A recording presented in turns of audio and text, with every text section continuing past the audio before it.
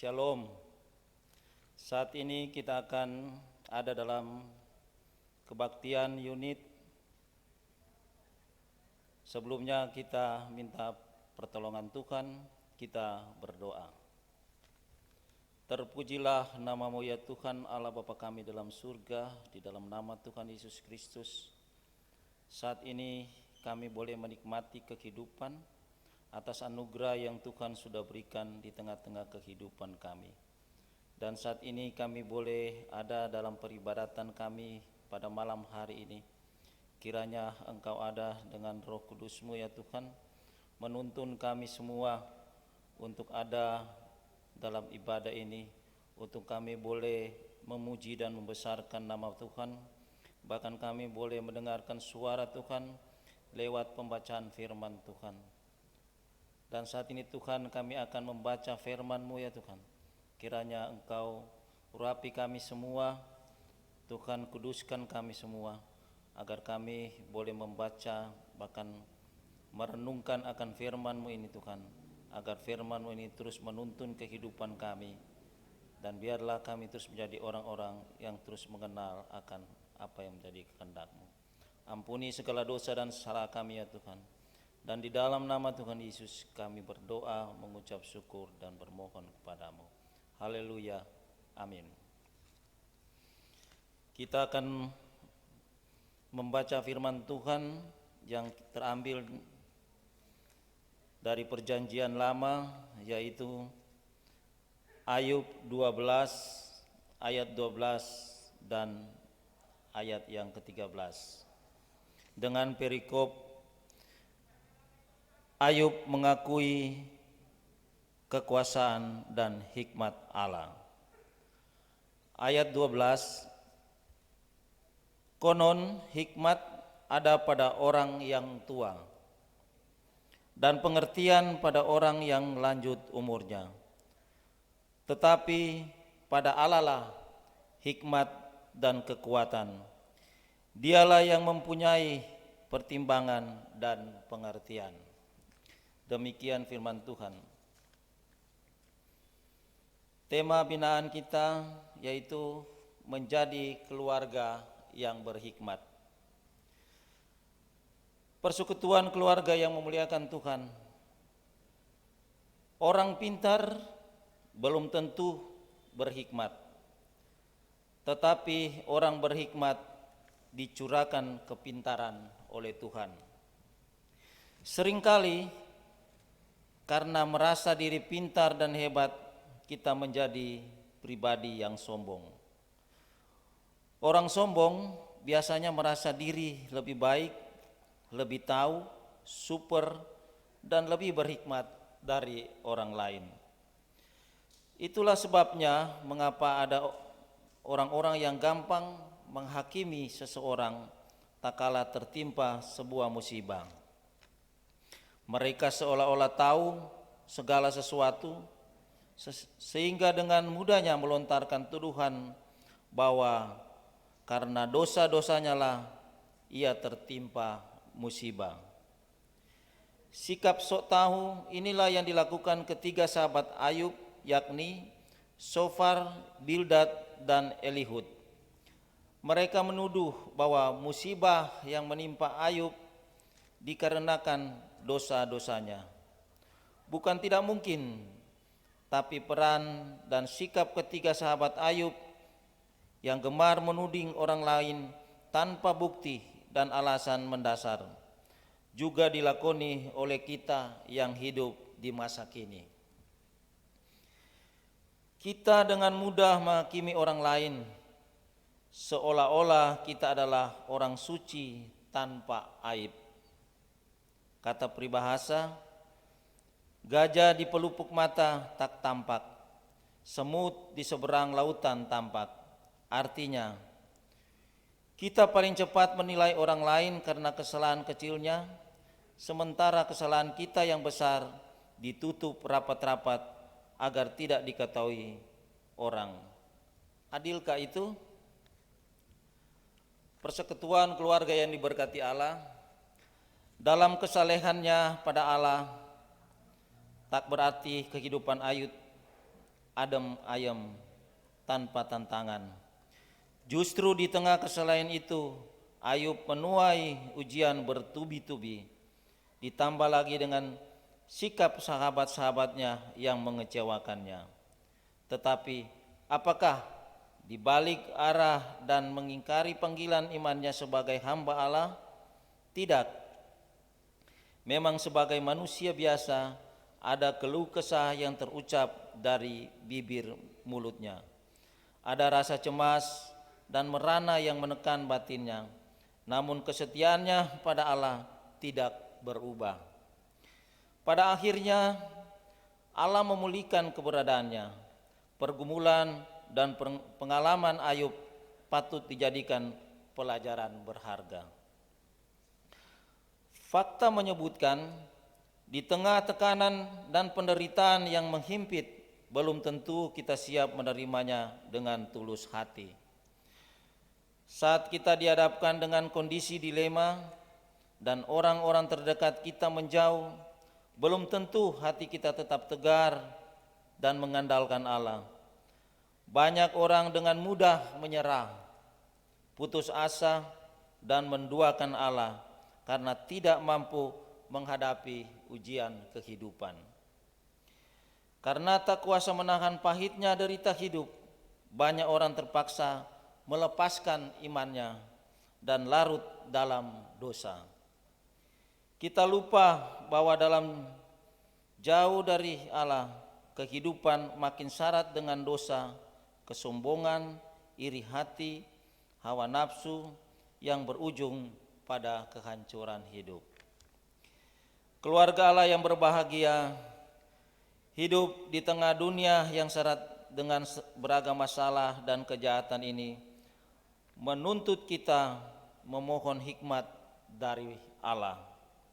Karena dengan memiliki hikmat Allah, kita cakap dalam berpikir, bertutur, dan bertindak.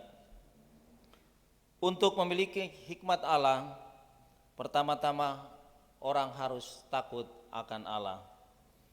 Amsal 9 ayat 10 berkata, permulaan hikmat adalah takut akan Allah, dan mengenal Yang Maha Kudus adalah pengertian. Takut akan Tuhan berarti membenci kejahatan dan mencintai kebaikan. Ketiga sahabat Ayub yang menuding dirinya sebagai pendosa ulung adalah ciri orang yang tidak berhikmat. Karena tidak berhikmat, mereka melontarkan kata-kata yang tidak diberkati, yakni kata-kata kutukan yang sangat menyakitkan. Adalah sebuah pesan moral yang tersirat di balik teks ini, yakni sebagai sahabat kita terpanggil untuk saling menopang, saling menolong tanpa pamrih, menguatkan dalam derita dan menyayangi layaknya saudara, bukan sebaliknya, suka menghakimi dan meninggalkan sahabat dalam kesusahan. Orang yang berhikmat tidak mengorbankan sesamanya dalam keadaan apapun. Karena itu, maknailah dengan iman bahwa hikmat Allah memulihkan relasi yang rusak dan mendamaikan hati yang terluka. Hikmat manusia merusak persaudaraan, persahabatan, dan kekeluargaan. Jadilah berhikmat. Amin. Tuhan Yesus memberkati. Kita akan memberikan persembahan syukur dan kita akan melakukan lagu Singing Glory, Praise the Lord.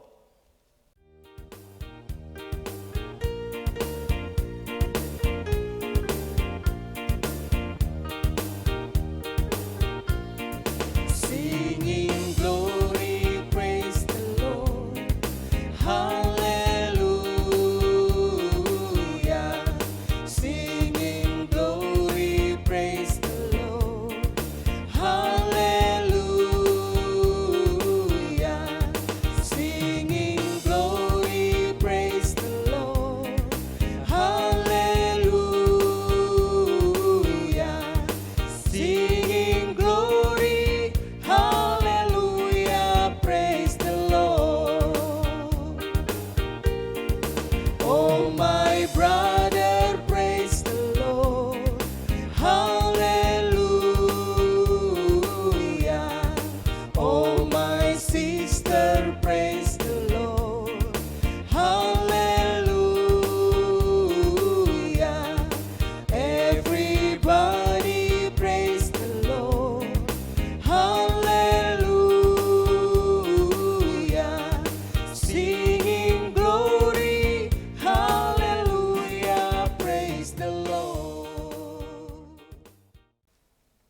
Kita akan berdoa syafaat. Mari kita berdoa. Adalah orang berhikmat yang mendatangkan sukacita bagi sesama. Oleh sebab itu ya Tuhan, kami memohon hikmat daripada-Mu. Biarlah kekuatan hikmat akan menjadikan kami orang-orang yang bijaksana dalam menjalani kehidupan ini. Terima kasih Tuhan atas firman-Mu yang sudah kami dengarkan pada malam hari ini. Kiranya kami semua diberkati oleh firman-Mu yang terus mengajarkan kami untuk menjadi orang yang takut akan Engkau ya Tuhan. Karena permulaan dari hikmat adalah takut akan Engkau. Dan biarlah kami terus menjadi orang-orang yang bijaksana, yang terus melakukan karya-karya kebaikan di tengah-tengah kehidupan saat ini ya Tuhan. Kami menjadi orang-orang yang bersyukur, kami menjadi orang-orang yang memuliakan nama-Mu ya Tuhan. Terpujilah nama-Mu ya Tuhan. Dan biarlah kami terus menjadi orang-orang yang setia dan taat kepada-Mu ya Tuhan. Saat ini ya Tuhan, dalam ibadah unit ini kami sudah memberikan persembahan syukur. Kiranya Engkau yang akan memberkati setiap persembahan yang kami berikan. Dan terus kami tahu mengucap syukur atas setiap berkat yang kami terima daripada-Mu. Dan biarlah kami terus diberkati dalam setiap usaha kerja kami, maupun pelayanan kami, maupun pendidikan anak-anak kami. Terima kasih ya Tuhan, biarlah perlindungan dan penyertaan Tuhan terus berlaku bagi kami semua ya Tuhan. Bagi umat-Mu yang ada di Jemaat Immanuel Ternate ini, dari unit Sulafide sampai dengan unit Laharoi. Kiranya setiap kehidupan keluarga Engkau jaga dan Engkau lindungi dari setiap hal-hal yang akan mengganggu kehidupan. Tuhan, jauhkan kami semua Tuhan dari pada kuasa-kuasa kegelapan, dari sakit penyakit apapun ya Tuhan, maupun virus-virus, termasuk virus corona pada saat ini. Biarlah tangan Tuhan dan kuasa Tuhan yang akan membentengi kehidupan kami semua, sehingga kami terus merasakan akan sukacita dan damai sejahtera, sehingga ucapan syukur dan selalu memuliakan Tuhan dan hidup rasakan takut akan Tuhan itu akan kami nikmati. Terima kasih ya Tuhan, kiranya terus Tuhan memberkati juga gereja ini, mulai dari ketua jemaat, para majelis jemaat maupun pada pengurus-pengurus unit maupun wadah-wadah pelayanan lainnya. Biar kami semua diberikan kesehatan dan kekuatan, bahkan terus hikmat dan kebijaksanaan itu terus kami peroleh daripada-Mu ya Tuhan, sehingga kami boleh melakukan segala tugas tanggung jawab kami dalam pelayanan ini, terus mendatangkan sukacita dan kebaikan umat-Mu ya Tuhan. Terima kasih ya Tuhan, kami berdoa juga bagi bangsa ini. Kiranya Tuhan juga akan memberkati bangsa ini lewat para pemimpin yang takut akan Tuhan, lewat pemimpin yang berhikmat, lewat pemimpin yang bijaksana, sehingga kami boleh merasakan sukacita dan damai sejahtera, bahkan kami boleh menikmati rasa aman dan damai. Terima kasih ya Tuhan, kami juga berdoa untuk penanganan COVID-19 ini. Kiranya Tuhan juga yang memberkati setiap orang yang sudah terpapar atau yang dalam sakit. Biarlah tangan Tuhan yang penuh kuasa akan menyembuhkan, bahkan juga akan memberi sukacita bagi garda terdepan, baik itu tim medis, para dokter, perawat.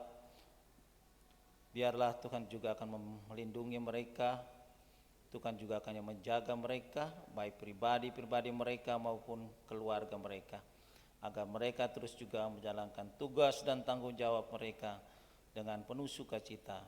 Dan biarlah kebaikan-kebaikan Tuhan mereka terus rasakan. Terima kasih ya Tuhan, inilah seluruh doa dan pergumulan kami. Dan biarlah terus Tuhan menjaga kami, Tuhan terus akan melindungi kami, bahkan memberkati kami semua. Dan biarlah tangan Tuhan yang selalu akan memberi kekuatan kepada kami semua, memberi semangat untuk kami melakukan karya-karya kebaikan. Inilah doa ucapan syukur kami ya Tuhan, yang kami bawa hanya di dalam nama Tuhan Yesus Kristus, Tuhan dan Juru Selamat kami yang hidup. Haleluya, amin. Ibadah unit pada malam hari ini telah selesai. Kiranya Tuhan Yesus memberkati dan menolong kami. Amin.